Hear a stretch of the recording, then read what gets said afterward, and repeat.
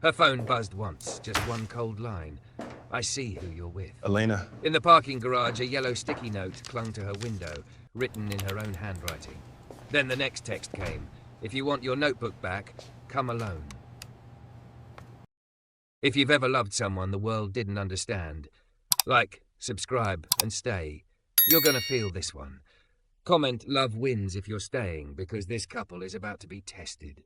The executive floor went quiet after hours, the kind of quiet that made every thought sound louder. Elena Hartwell sat alone in a glass-walled conference room with her heels tucked beneath the chair. In the window's reflection, she looked like the woman everyone noticed by day, thick, curvy, sexy in a fitted navy dress, and the one nobody saw. Jaw tight, eyes tired, hands still from holding herself together too long. Her laptop was closed. On the table lay the notebook she never opened in meetings, the one with a scuffed black cover and a tiny gold star sticker in the corner like a dare.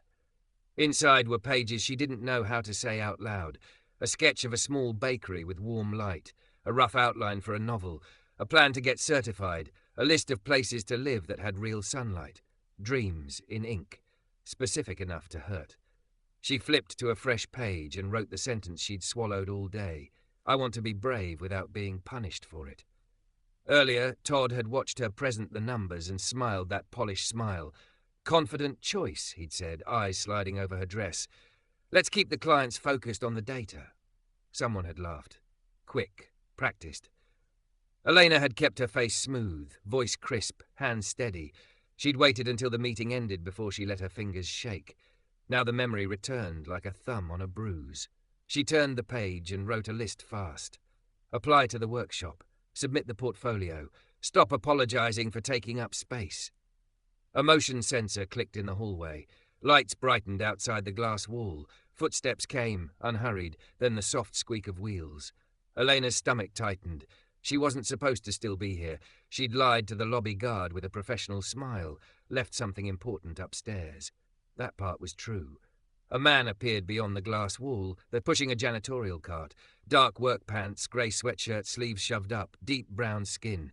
A calm face that made the silence feel less hostile. He paused when he saw her, not startled, just aware. Elena snapped the notebook half closed on instinct. He lifted one hand, palm open. Sorry, ma'am, he said gently. Didn't mean to interrupt. I can come back, ma'am. Not sweetie, not darling. Just respect, simple. Elena cleared her throat. It's fine, I'm leaving. He nodded once, eyes dropping politely away. All right, I'll start with the hallway. He turned his cart. The wheels squeaked and faded. Elena exhaled, grabbed her laptop, charger, keys. She tried to slide the notebook into her tote, but it snagged on the zipper. She tugged. It caught again. Her patience cracked. Come on, she muttered, more to herself than the bag. She pulled harder. The notebook slipped free, hit the carpet, and fell open. Elena's heart dropped. The page facing up was the raw one. Dreams I'm not allowed to say out loud, underlined twice. Behind her, the cart wheels squeaked again. She scooped the notebook up fast, heat rushing into her face. She didn't want to look up. She didn't want anyone to witness her softness. But when she did, the man stood at the doorway, paused mid-step. His eyes flicked down, then back to her face. Quick, careful. He didn't smirk. He didn't pretend he hadn't seen. He simply said, You dropped it. His voice was low and steady, like her secret was a normal thing. Elena hugged the notebook to her chest. Thanks. He stepped back, giving her space again. No problem. She should have walked out. Instead, something sharp rose behind her eyes. Anger, humiliation, grief, all tangled. She hated that her dreams felt like contraband. My name is Elena, she blurted, because silence made her feel like she might disappear. He blinked, then his mouth softened. Isaiah. Isaiah, she repeated. The name sounded solid. He nodded. I'll start in here if you're heading out. Elena's feet moved, but at the threshold she stopped. Can I ask you something? Isaiah stayed where he was, no step closer. Sure. Elena stared at the carpet. Do you ever feel like people decide who you are before you speak? He answered without drama, all the time. The simplicity of it cracked her. Elena's throat tightened. Yeah, she whispered. Me too. Isaiah's gaze held hers, warm, direct, not demanding anything. I see you up here late, he said. You look like you're carrying something heavy. A broken laugh escaped her. That obvious? He shrugged, almost shy. To someone who carries heavy things too. Elena swallowed hard. 1,000 explanations crowded her tongue, but only one thing came out. "Good night, Isaiah." "Good night, Elena," he said, and the way he said her name felt careful, like he was placing it back in her hands. She walked to the elevator with her spine straight and her pulse loud. The doors slid shut, and only then did her face soften, as if she'd been given permission to feel. In the mirrored elevator, Elena watched herself breathe. She loosened her grip on the notebook and felt the ache in her fingers from holding it so tightly like it could be taken. Her phone buzzed. Another late-night quick question from Todd.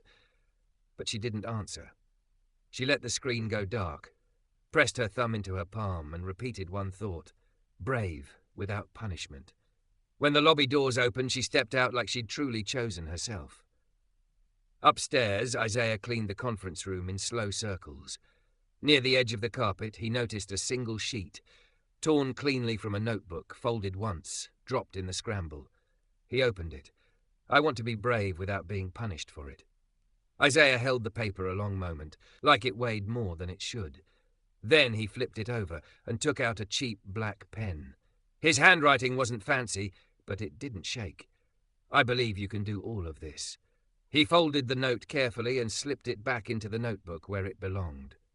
Elena didn't open the notebook until she was in her car with the doors locked and the city's neon sliding across the windshield like water. She sat in the garage for a long minute, fingers resting on the scuffed black cover, breathing shallow the way she did when she was trying not to cry. Her phone buzzed again, Todd's name on the screen, then stopped. Silence returned. She swallowed, opened the notebook, and there it was. A folded slip of paper tucked neatly between her pages like it belonged there. Her stomach tightened. She unfolded it once, twice. "I believe you can do all of this." The words hit her in a place she'd been trying not to touch for years. Elena stared until the ink blurred, then realized the blur was her. She wiped her cheek hard with the back of her hand, like she could erase the fact that she needed this, needed any proof that someone saw her dreams and didn't laugh. She read it again. "I believe you can do all of this, not some of it, not if you tone it down, not maybe when you lose weight or when you stop being so emotional, all of it." A laugh trembled out of her, sharp and broken. She pressed her thumb into her palm and forced air into her lungs. 4 in. Hold. Out. By the time she finally drove home, the note was folded small and tucked into her wallet behind her ID like protection. The next morning, the executive floor smelled like lemon polish and quiet money. Elena walked in wearing a tailored cream blazer over a fitted dress that hugged her curves without apology. She'd chosen it deliberately, as if daring the world to make it about anything other than her mind. People looked. They always did. Some looked away fast, like they'd been caught. Some looked longer, like she was a screen they could scroll. Elena kept moving. At her desk, she slid her notebook into the top drawer and paused, fingers lingering on the wood. For a second she considered leaving it closed forever, keeping the note safe like a secret that could be stolen. Then she pulled the notebook back out and opened it. On a fresh page, she wrote one line under her list. "Ask for what you deserve." Her email chimed. A calendar invite dropped in with the force of a verdict. 10 a.m., Strategy Sync, Todd, Elena, client team. No context. No agenda. Just a meeting with Todd and the client team he loved performing for. Elena's pulse kicked. She stared at the screen, then at the notebook, then at her wallet where the note sat like a small heartbeat. She wasn't used to going into rooms like that without bracing for impact. She did it anyway. The conference room was already half full when she arrived. Todd stood at the front, all clean lines and polished teeth, navy suit like a uniform. He didn't look at her immediately. He waited until she'd taken a seat, then smiled as if he'd just noticed her presence. "Elena," he said, voice sweet. "Glad you could join. Glad you could join, like she was late, like she was optional." She kept her face calm. "Morning." Todd clicked his remote speared. Elena's throat tightened. They were her slides, her structure, her phrasing, the little diagram she'd sketched at 1 a.m. last week, reworked into something glossy and corporate. Even the example she'd used, her exact example, now sat on the screen under Todd's name. The room blurred at the edges. Todd kept talking, confident, smooth. "So the key is streamlining the process, focusing on what matters. Less fluff, more impact. Less fluff. He said it like he was talking about her. Elena felt heat climb her chest. For a second, her brain went blank, the way it did when she felt cornered. The familiar urge rose: smile, swallow, survive. She pressed her thumb into her palm under the table. 4 in, hold, out. In her mind, Isaiah's handwriting appeared. I believe you can do all of this. She lifted her chin. Todd, she said, voice steady. He paused, still smiling. Yes? I'd like to clarify a few points on slide 3, Elena said, eyes on the client, not on him. The risk assumptions need context or will misrepresent the timeline. Todd's smile tightened. We're keeping it high level.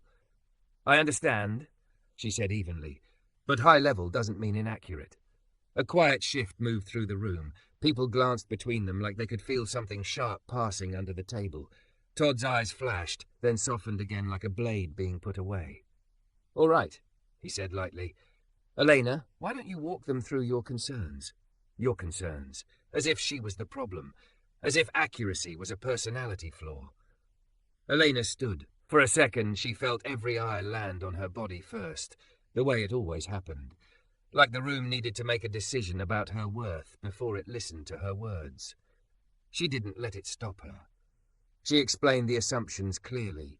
She anchored each point in numbers and reality. She held her hands open at her sides, palms visible, to keep herself from gripping the edge of the table like she needed to hold on.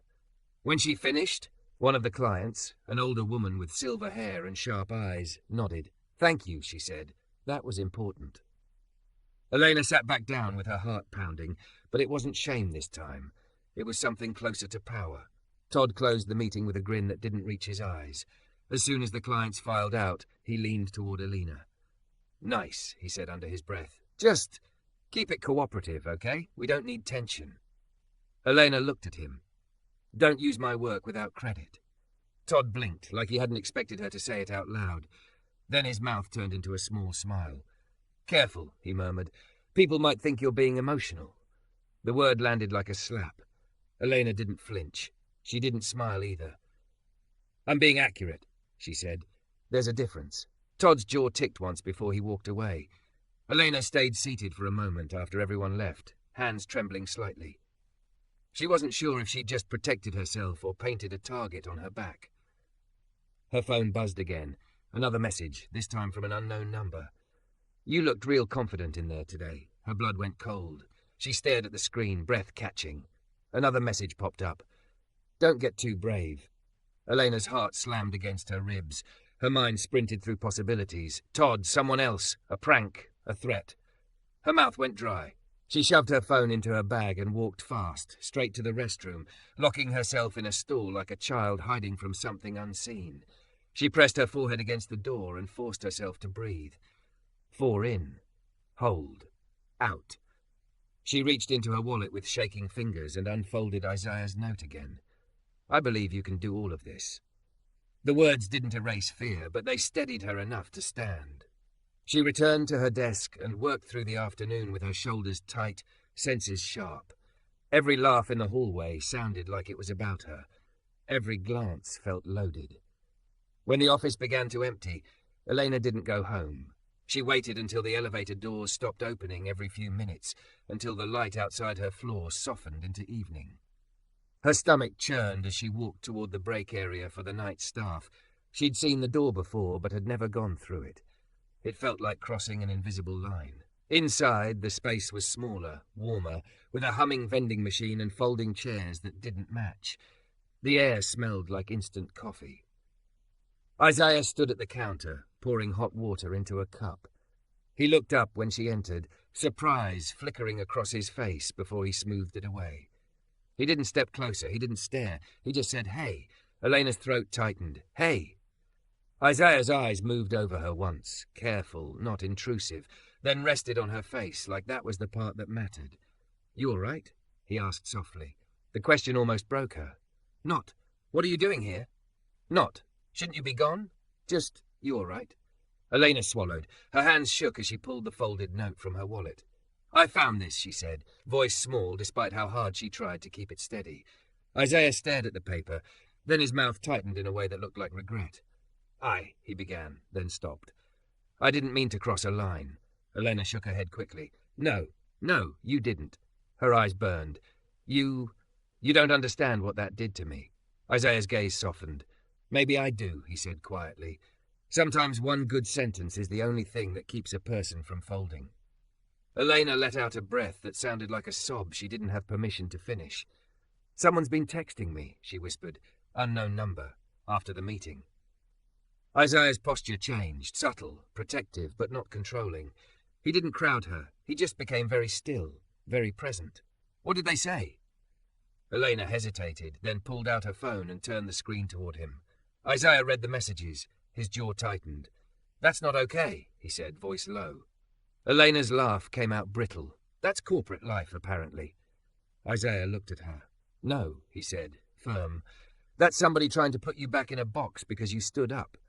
Elena's eyes filled again. She hated that she was crying in front of him. She hated that she felt safer doing it anyway. Isaiah took a slow breath. Do you have someone you can call? My sister, Elena said. But I don't want to scare her. You should, Isaiah said gently. Not to scare her, to not be alone with it. Elena stared at him, chest tight. Why do you care? Isaiah didn't answer quickly. He looked down at his cup, then back at her. Because I've watched you, he said. Not like that. Just I've watched people try to make you small, and I'm tired of seeing it happen to anybody. The vending machine hummed. The building settled around them like it was listening. Elena's voice came out barely above a whisper. I'm scared. Isaiah nodded once. I know. Then, very carefully, he extended his hand, palm up, not touching her, an invitation, not a claim. If you want, he said, we can walk you to your car, and you can tell me if you've been keeping screenshots, timestamps, anything. Elena stared at his open palm. Her chest shook as she inhaled. She didn't take his hand, but she stepped closer. Okay, she whispered, and as they moved toward the hallway together, Elena didn't see Todd at the far end near the elevators. Watching, phone in hand, his face unreadable until her own phone buzzed again. One more message from the unknown number. I see who you're with. Elena's phone screen glowed like a warning flare in her palm. I see who you're with. She stopped walking so abruptly, Isaiah had to slow too, careful not to close the space between them. The hallway lights hummed overhead. The building's quiet felt suddenly staged, like someone had dimmed the world to make room for fear. Isaiah didn't reach for her phone. He didn't crowd her. He just angled his body slightly, a half step to the side, so he could see down the corridor without blocking her. You want to show me? He asked. Elena swallowed. Her throat felt too small for the air she needed. She turned the phone toward him with shaking fingers, her thumb pressing hard into her palm as if pain could keep her anchored. Isaiah read the message once. Then again. His jaw tightened, but his voice stayed calm. Okay, he said, like he was talking to someone on a ledge. We're not doing the parking garage alone. Elena tried to laugh and it came out thin. This is insane. It's probably just Todd being dramatic. Maybe, Isaiah said. Maybe not. Either way, we treat it like it's real. Elena's stomach rolled. She wanted to insist she could handle it, wanted to prove she wasn't fragile. But her body was already betraying her, sweat at the base of her neck, breath skipping, nerves lighting up like wires. Isaiah lifted his hand, palm open. Breathe with me, yeah? Elena hesitated, embarrassed by how badly she wanted someone else to drive her breathing for a second. Then she nodded. In, Isaiah murmured. 4. She pulled air in, slow, deep, felt it scrape against panic. Hold. Her shoulders quivered. Out, he said softly. Long. She exhaled, her vision sharpened a fraction, like the world had been wiped clean. Good, Isaiah said. Now, screenshots, we keep everything. Elena nodded, thumb flying, her camera roll filled with proof, timestamps, the sequence, the chill of it. When she finished, her hands still shook. Isaiah pointed toward the security office at the end of the hall. You know the night guard? Elijah, Elena said automatically. He's nice. Then we go to Elijah, Isaiah said. Now. They walked together, not touching, but close enough that Elena didn't feel like a lone target in a long corridor. As they passed the elevators, she caught a glimpse of movement in the glossy reflection of the doors. Someone stepping back too quickly, like they hadn't meant to be seen. Her chest seized. Did you? Isaiah's eyes flicked, sharp. I saw it, he said quietly. Keep moving. The security office door was ajar, warm light spilled out. A small TV showed camera feeds. Empty lobbies, quiet stairwells, the garage level washed in grey. Elijah looked up, surprised to see Elena at this hour. "Miss Hartwell? Everything okay?" Elena's voice came out steadier than she felt. "Someone's been harassing me," she said. "Texting from an unknown number. They just said they can see me." Elijah's expression changed. Professional, serious. He glanced at Isaiah, then back at Elena. "You got the messages?" Elena held up her phone. Elijah leaned in to read, then straightened. "All right, let's do this right. Screenshot, timestamps, good. I'm going to log an incident report. We can also check camera coverage for your floor and the elevator bank." Elena's stomach tightened. "Will my name go in a report?" Elijah nodded.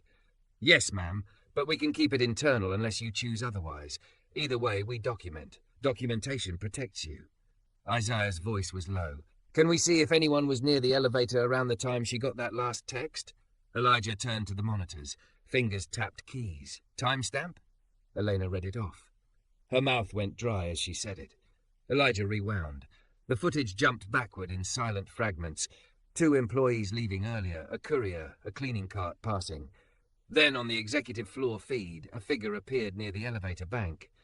Even grainy, Elena recognized the posture, the easy ownership of the space. The way he stood like the building belonged to him. Todd. He wasn't looking at a screen. He was looking down at his phone. Elena's heart stopped so hard it felt like it forgot how to start again. Elijah paused the frame. "That him?" Elena couldn't speak. Her lips parted, no sound. Isaiah didn't look at her right away. He kept his attention on the footage like he was holding her safety with both hands. "Can you zoom?" he asked. Elijah zoomed. Todd's face sharpened in ugly clarity. The phone in his hand glowed, and even though you couldn't read what was on it, the timing was a hammer. Elena's vision tunneled. Heat rushed up her neck. Humiliation followed so fast it almost knocked her over, because of course it was Todd, with his polished grin and quiet threats dressed as jokes. Of course he'd found a way to put her back in her place.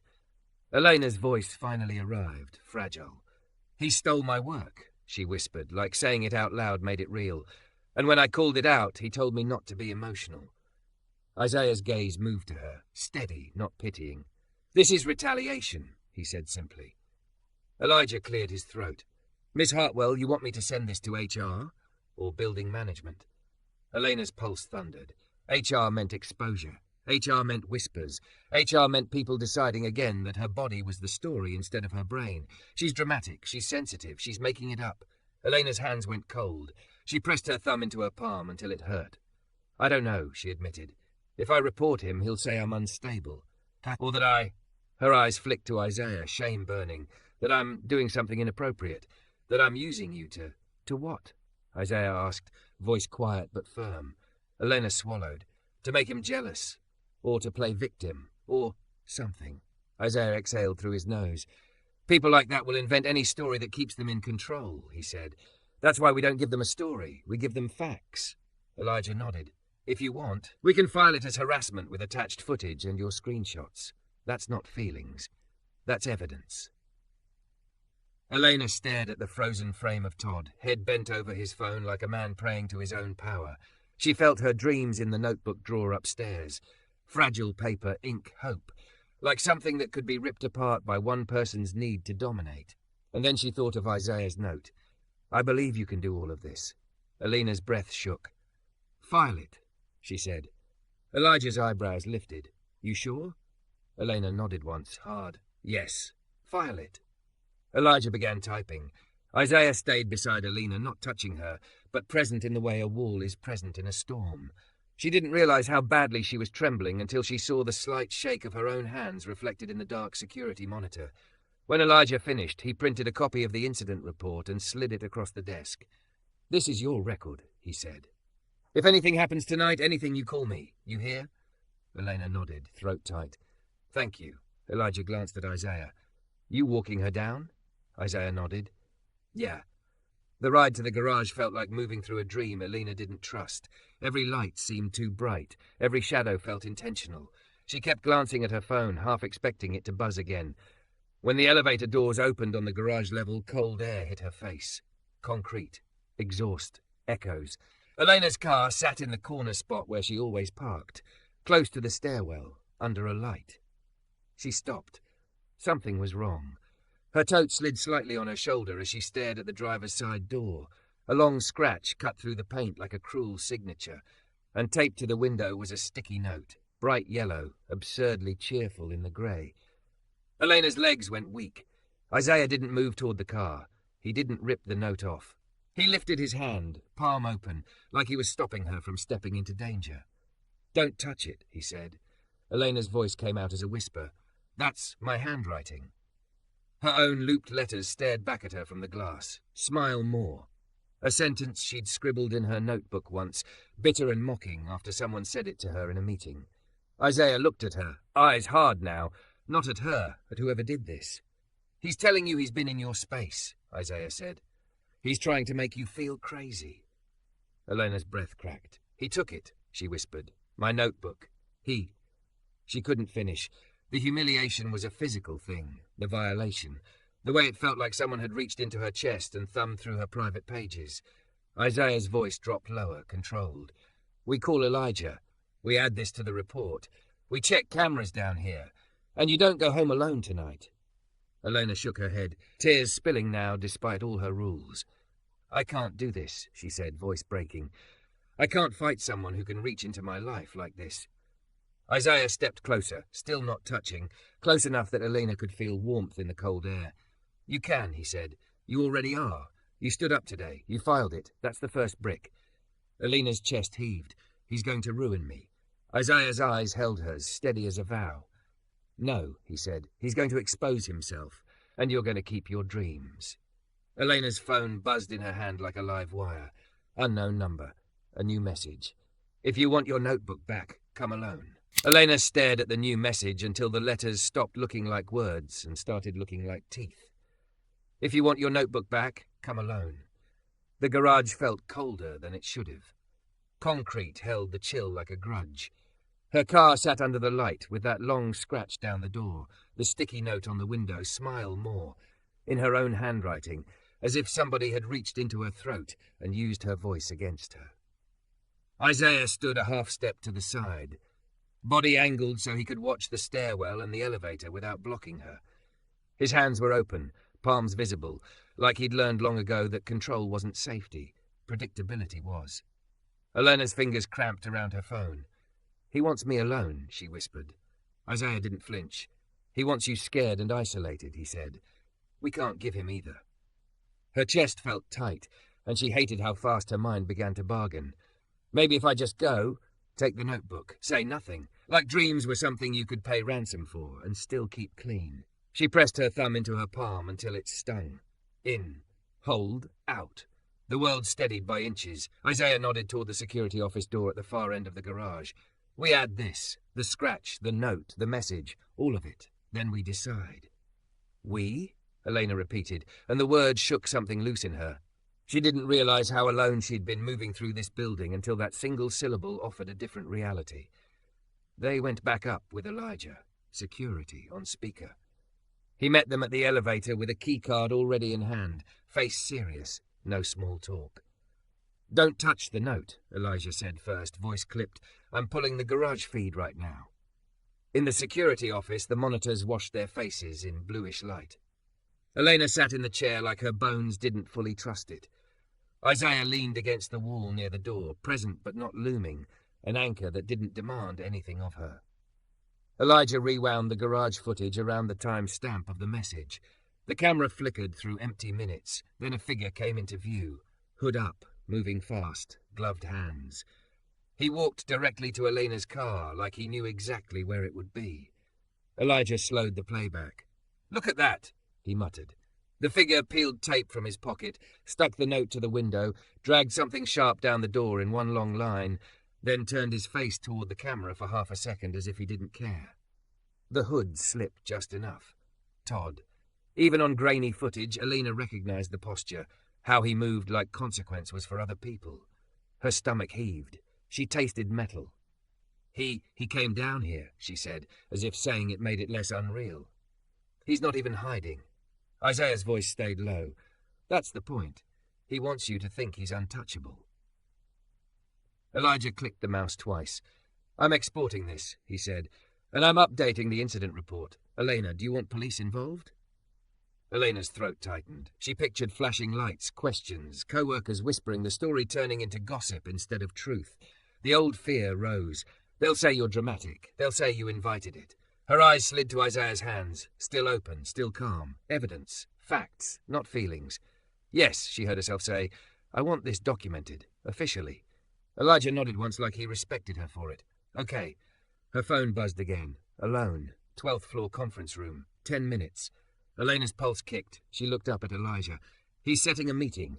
Elijah's mouth went hard. Good, he said, because cameras love meetings. Isaiah didn't move. He didn't say, I'll handle it like she needed saving. He asked, what do you want to do?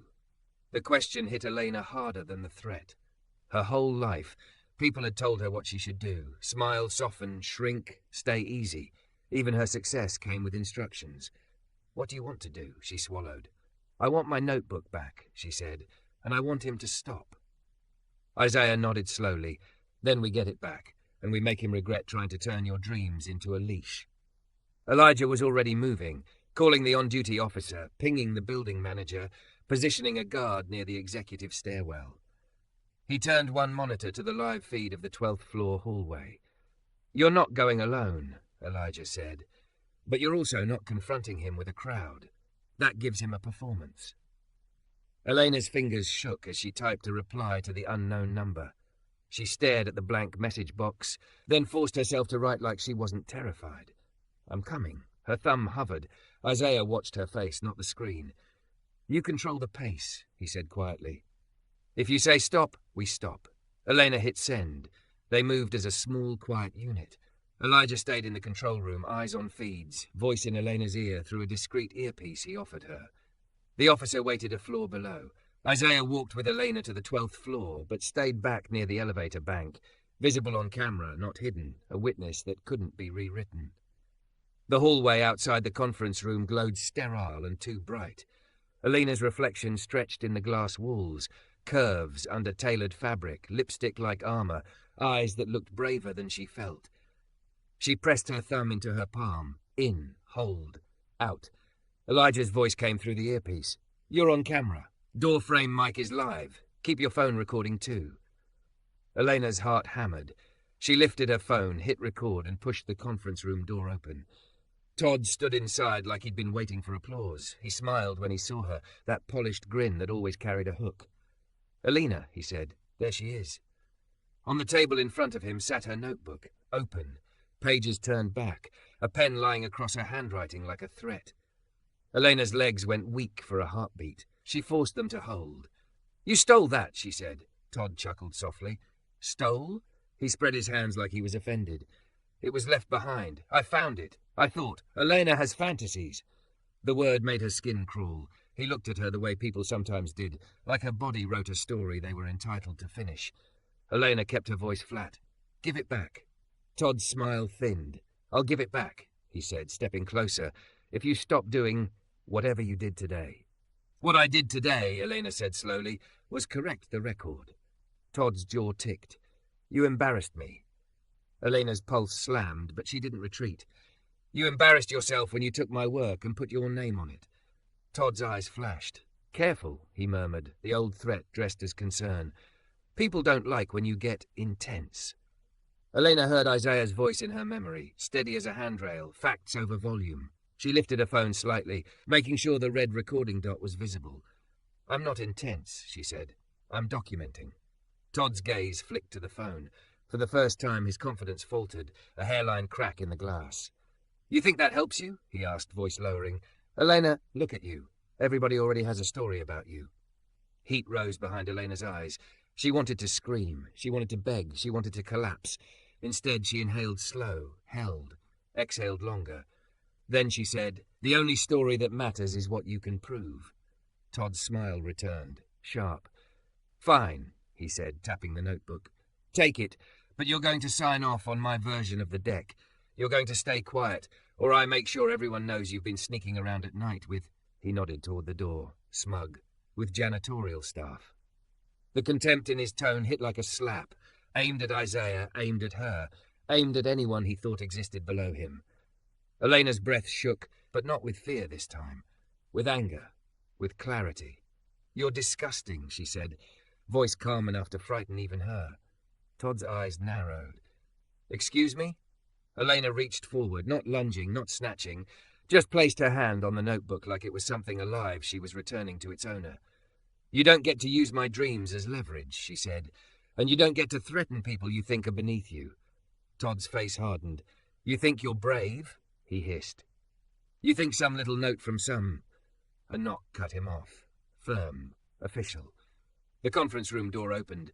The on-duty officer stepped in with Elijah right behind him, incident report folder in hand. On the hallway camera outside, Isaiah remained near the elevator bank. Still, steady, witness. Todd froze. His mouth opened like he could talk his way out of gravity. Elijah's voice was clear. "Todd Mercer," he said, "we have footage of you vandalizing Miss Hartwell's vehicle. We have recorded threats from an unknown number linked to you on camera, and we have her property in your possession." Todd stammered, then laughed too loudly. "This is ridiculous." The officer held up a hand. "Sir, step away from the table." Elena's hands trembled as the notebook settled back against her palm, weighty, real hers. She pressed it to her chest like she was protecting a heartbeat. Todd's eyes snapped to Elena, venom sliding through his features. "You're making a mistake," he said. Elena met his gaze. "No," she said softly, "I'm making a record." Later, when the building finally exhaled and the adrenaline drained out of her, Elena sat in the small night staff break room with Isaiah across from her. A paper cup of coffee steamed between them, bitter and grounding. Her notebook lay on the table. Todd's fingerprints were gone, but the feeling of being handled lingered like smoke. Elena opened to the page where Isaiah's note still rested, creased from being unfolded and refolded like a lifeline. "I believe you can do all of this." Her eyes burned. Isaiah watched her carefully. "You got it back," he said. Elena nodded, throat tight. "You were right," she whispered. One good sentence, Isaiah's mouth softened. "Kept you from folding." Elena flipped to a clean page. Her hand shook, but her pen moved anyway. She wrote, "I did not come alone. I did not shrink. I did not trade my dreams for peace." Then, beneath it, she wrote another line, one she meant with her whole chest. "And neither should you." She tore the page out cleanly, folded it once, and held it out across the table. Isaiah didn't take it immediately. He looked at her like he was making sure this was real. Then he accepted it gently, like it mattered. Elena exhaled and felt something inside her unclench for the first time in years. Outside, the building's glass still rose into the night, like a monument to power. But at that table, under fluorescent light and the hum of a vending machine, Elena finally understood the difference between being watched and being seen. And for the first time, her dreams didn't feel like contraband. They felt like a plan.